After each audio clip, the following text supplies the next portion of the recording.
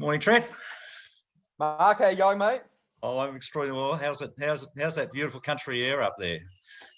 It's brisk, to say the least, but it's beautiful. Yeah. And NBN's coming, mate, is it? NBN's coming, but so's Christmas. So, fingers crossed that we'll see how this one turns out. Yeah, hopefully it's all right. Well, look, this is I guess another one of our weekly wraps, and I guess the idea behind this is to keep it a little bit more, a little bit more casual and forthright, I suppose. A couple of mates having a chat about what's happened in the last week or so. So it's been. I mean, I keep saying it's another big week, and we've had a good bit of activity going on, so it doesn't stop, which is great. So we're going to stop saying what a big week we had, but it's been an interesting fortnight at least.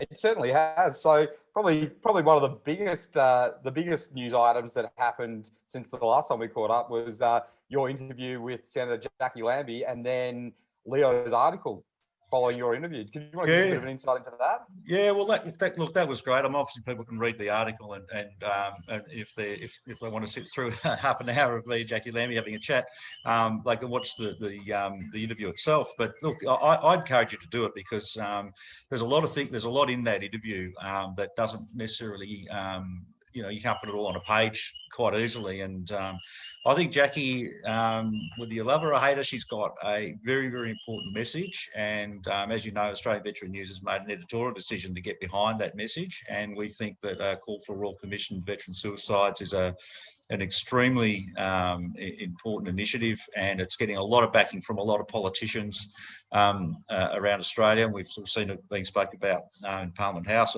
by a number of politicians and ministers and backbenchers. So I think that is something that we just need to keep talking about. On the back of that, obviously it's had a pretty wide.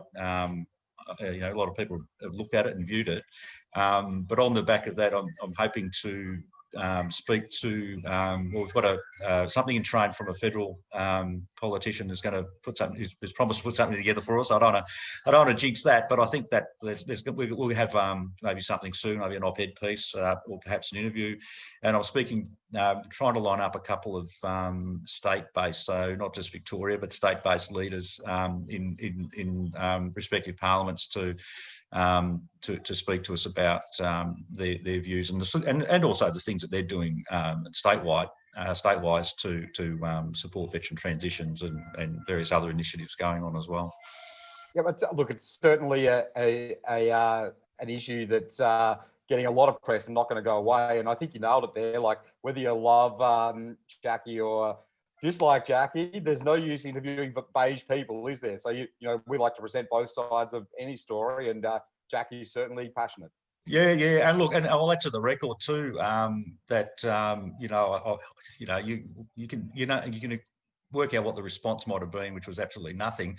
But we did put a call out to Darren Chester to respond to the interview if he wanted to. He probably doesn't see us as it's important enough for that, but one day he might realise that we're actually reaching a lot of people and might be worth listening to. And look, we'd give anybody a fair go at it, and we want to understand the issues and we want to understand the proposal. But at this point, nothing about this new. I call it the ADF commissioner because she's a brigadier as well as a coroner, and that's a big deal. The fact that she's got that background is a problem. It's a big problem, and we need to understand a lot more about this. And I think there's some more. We'll have some more articles coming out about this as well.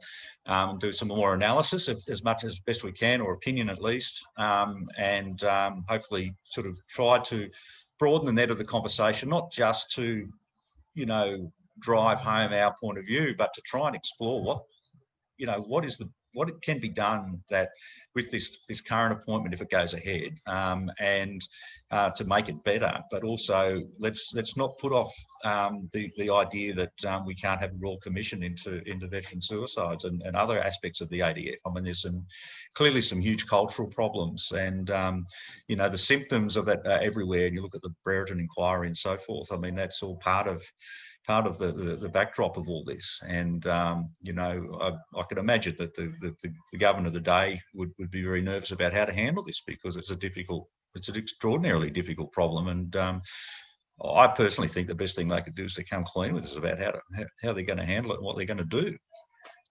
I think that's the most important thing. I mean, it's especially from our point of view, and then the point of view of veterans, and then the broader public.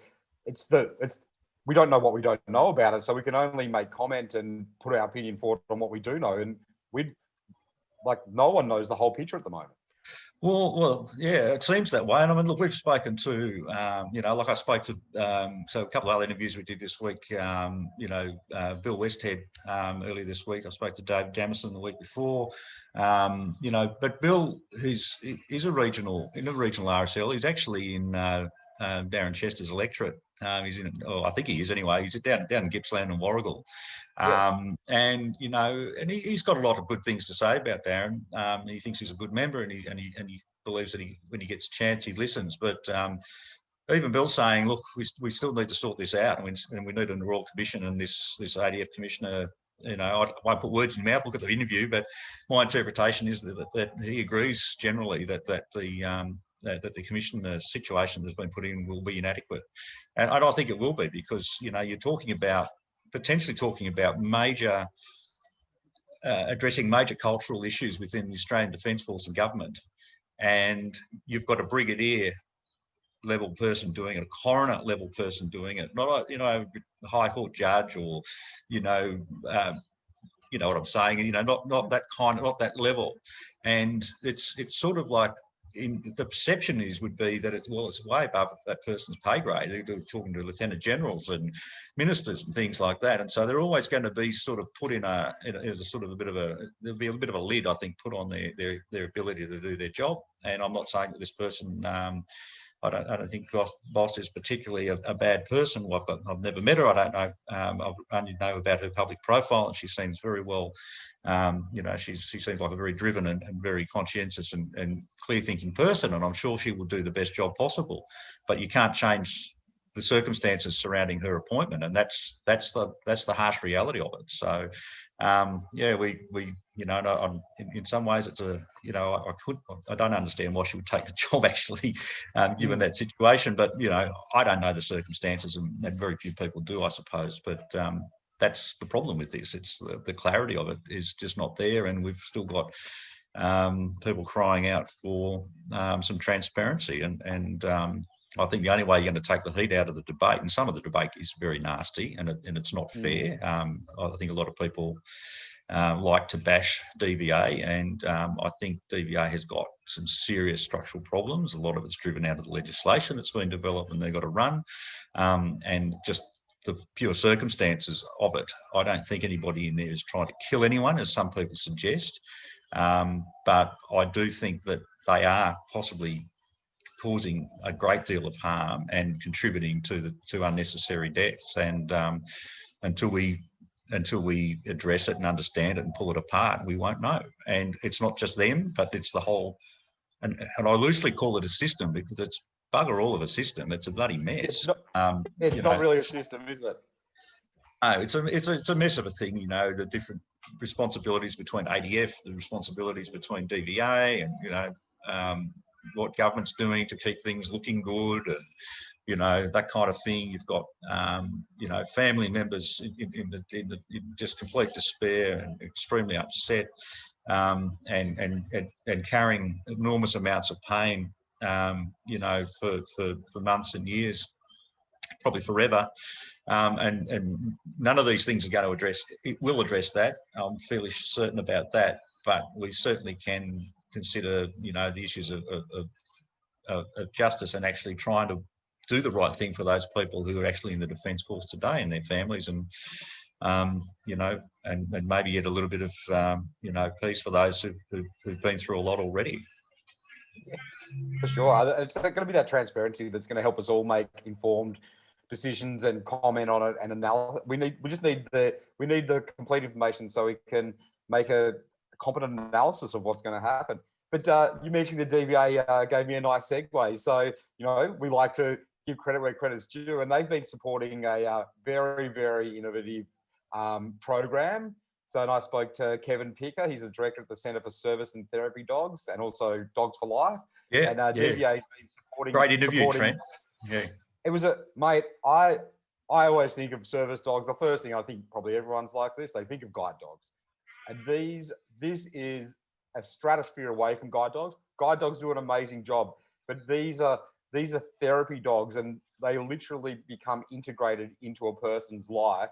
And before I spoke to Kevin, I had no understanding at the depth of support that a therapy dog can provide, and the way that he goes about training the dogs and then training the support people around the person who's having the dog, and then the interaction. It's a 2-year, basically a 2-year process before they get their therapy dog, and the results have been amazing. And DVA is supporting that. And below the article, there's some links to below the interview on our website. There's some links to some information. So I definitely suggest that if people are interested in finding out more, this is a really interesting topic. There's certainly there's certainly some amazing things happening, and there's certainly a will to make a lot of improvements. And I think we've got to support those initiatives. And it's really what I like about that interview, Trent, is it's just there is a grassroots story behind there, and a lot of the really, really good things come out of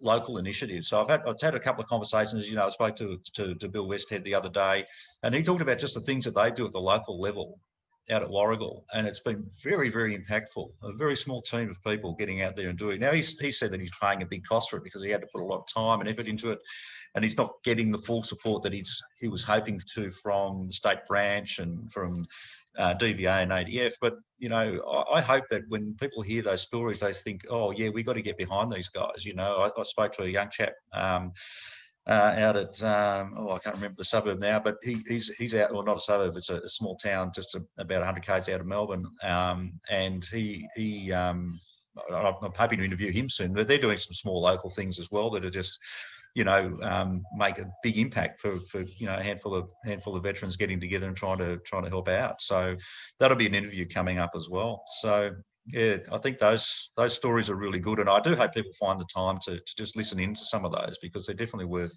sort of understanding that there are things can be done, and it doesn't have to be the big plan. I mean, some real small local things can make a huge difference, and we've got to work out how to get behind those. This is certainly one. It's really interesting that you flagged that. So I heard an interview earlier this week about how people are supporting charities and helping welfare. And I think that because of COVID, there's people that have got less disposable income to donate. There's no doubt about that. Yeah. But this interview that I was listening to went along to say, so if you're an accountant and you volunteer your time and you're painting a fence for a charity or for a veterans wellbeing, wouldn't you be better off donating your time to do their books? And so there's going to be this movement towards using your skill set better. And that just takes more organisation from the people that are engaged. But I'm involved I love that. I'm involved in a little local club, and they keep calling on all these members, and some of them are, they're sort of advancing in years would be a kind thing to say, and they call for working bees and things like that. And I think, let's just ask me, I'll give you some money, and get somebody employed to come in and tidy up the garden or whatever you want to do. I think it's a much better thing. But sometimes those things actually also have an effect to build a community, even though. So there's a little bit of a trade-off there, and I suppose it's interesting to work it out. But just if people can do small things, and I think thinking local is really important. Trent, what else is? I mean, you're the man who's sort of managing the behind-the-scenes sort of stuff with AVN. So I know there's a few things happening. Do you want to tell us about what you've got in store for us? So there's a couple of things. So as we've spoken about on numerous occasions, this thing's grown exponentially and much faster than we expected when we clicked the switch about 6 months ago. So we've already outgrown the existing website. It doesn't have the functionality that it needs, and it's definitely served its purpose up to this point. But in the background, we've been building a new website that's got much more, the user experience on it's going to be much better. It's one of the exciting things that I really like about it. It's going to have a veterans art gallery in there, because there's a massive community around veterans art, and there's really looking forward to that. Yeah. I mean, I'm lucky enough because I've seen some of it, and I appreciate art, and there's some amazing artists in the veterans community. So we're putting a gallery of veterans art on the new site, and it'll just be more user friendly to use. We'll have a fair bit more functionality. We're going to have a podcast section on there as well. So I'm excited about that. Yeah. Probably one of the other things that we've got coming up is potentially a new guest presenter, which would be good. So I'm we're working on that one. I think that's pretty exciting, actually, because I think it'd be good. People get sick of seeing us talking to people, and I think there's other perspectives that can be brought into this as well that you get from another presenter. Excuse me. So I think that's exciting, and I think it'll just expand. Hopefully, it'll give us a wider appeal to other parts, our audience. I think it'll be of interest, but also maybe to other groups. So it's that's going to be a nice move if we can pull that off, and I think we will. I'm pretty optimistic about that. Yeah, so that's going to be fun next couple of weeks, hopefully. And then on a more personal level, I mean, I think everyone knows that we're both in Victoria. It looks like we're coming out of lockdown, so we might be able to catch up face to face soon, Mark, which would be a pretty unique experience. It hasn't happened for a while. It's been a very long time, mate. I'm heading out to lunch today, and I'm really looking forward to it. It might be a long afternoon. Well, that sounds like a pretty good place to sign off. You better get ready to go out for lunch. I better go and iron a shirt and get myself organised. Yeah. I better get out there as well and check in and see how the devs are going. So I think that basically wraps it up for another week. Yeah, good on you, mate. Thanks very much. And we'll obviously you and I will be talking like we usually do every day, but we'll hopefully put one of these out in a week and, with some more updates and a little bit more news and a bit of a summary of what we've been doing. I think we'll have to keep them in the mornings if lunches on Friday are going to be a schedule in the diary now as well. Oh, it's a permanent feature in my diary. Anybody who knows me knows that I'm not usually available Friday afternoon, so I have a standing appointment. So that's just the way it goes. All right, Mark. Thanks, mate. Thanks, mate. Cheerio.